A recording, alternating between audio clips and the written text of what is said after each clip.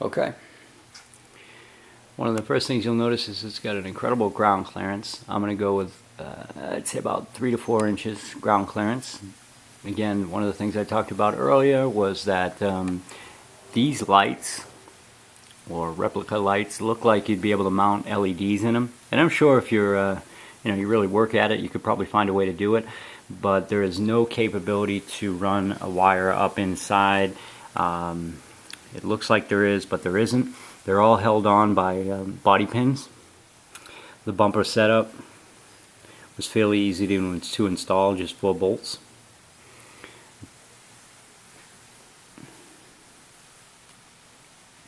You'll notice the tires in the 1/5 scale market are all marked, so when you're buying tires, just like you do with a real car, you'll refer to the tire size right on the outer edge, 195 times 75 in the front, and in the rear you'll notice that they are 195 by 80. As I said earlier, they're a little bit wider. Again, the bead locks were all pretty tight. I tightened them a little bit more just to make sure, and that's one of the things that I'm going to talk to some of the guys on the Facebook group I'm on, just to see how tight they normally go with those. The body isn't fully mounted right now. It normally sits a little bit lower. You'll notice the underneath of the truck is all metal framed, or it's got a metal chassis. And again, the body is not sitting. These posts come down in here and slide right up through here down, and then they're locked with a pin that slides right through there. So it's held on really well.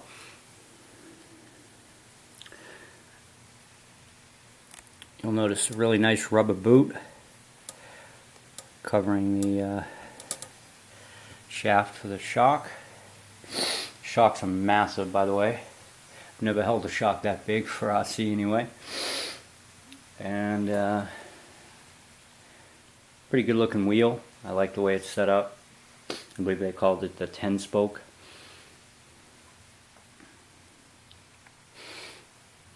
Regular body pins.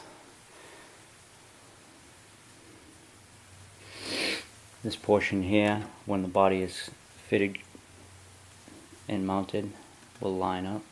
A little rigid right there, but not a huge deal. I'm assuming that's just the way they cut it from the factory. The panels do mount along this piece here, which is pretty cool. And up above, you'll notice there's 3 screws for the roof to mount, and I believe it's DNE. I'm not really sure what that says there. Obviously that stands for, or says Motul. That is the oil that I was recommended to use, or advised to use rather. These mud flaps, absolutely awesome. Just a nice, just perfect piece of rubber. Really beefy bumper.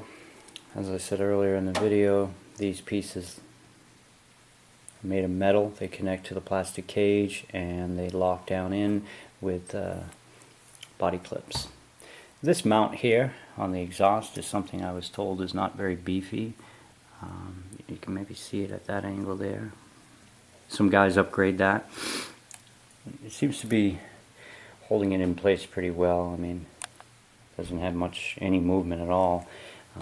I did notice some of the guys had issues with this connection here, this clamp out of the box. Mine seems to be in working order and tight. And I also read in the break-in instructions to make sure that your plug wire was not anywhere near this pipe, and it seems to be small, just a perfect amount of wire to fit right underneath this portion of the plastic cage, the inside cage. Now I'm going to go ahead and take the body off after I just get a couple more shots for you guys, so you can see a little more of this Rovan 305FT.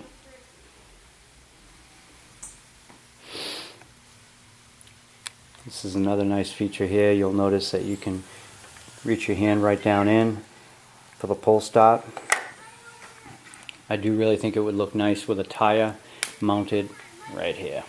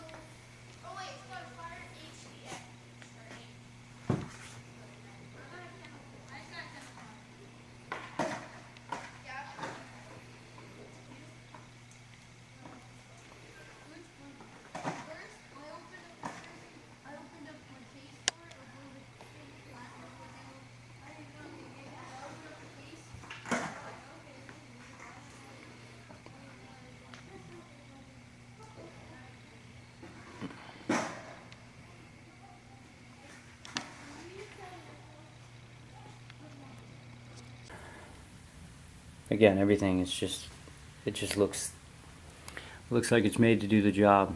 You know what I mean? It'll get the job done.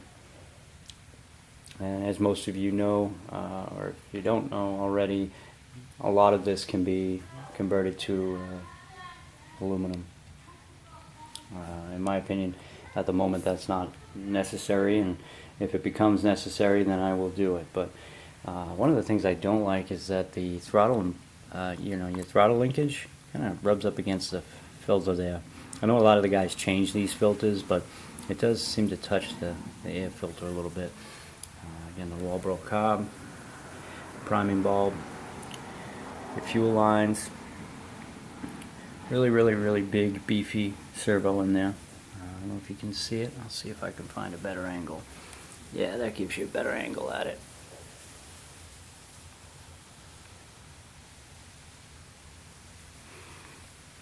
I haven't bought any dust covers yet. They do sell a dust cover kit, dust cover for the filter and cob, and also a dust cover for your pull stop. The dual disc braking system you'll find right in there. Again, nice aluminum plate. I do know, they make upgrades. This is the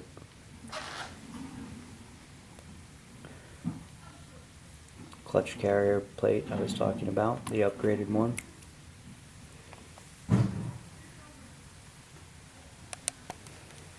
Dual stage rear shocks.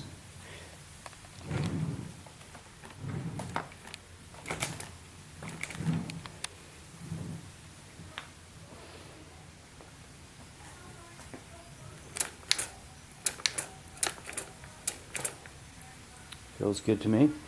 Your charging port.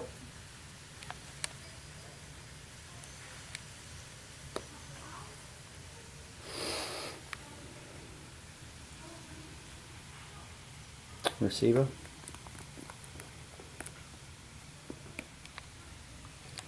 Pull stop. Comes with a casing that is held on by body pins. I'll see if we can get a closer look up underneath the truck. There's an entire piece that is all held on by body clips that covers the whole rear portion or underbelly of the engine. This here is all metal, your on-off switch.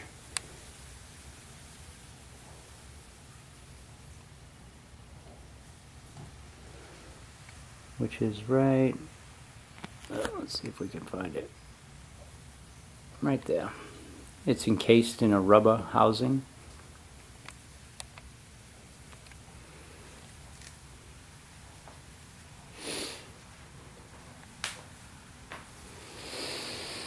So there you have it, folks.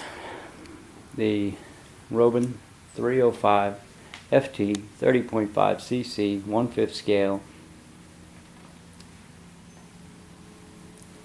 And the weather looks like it's just about nice enough to fire up for the first time. So stay tuned.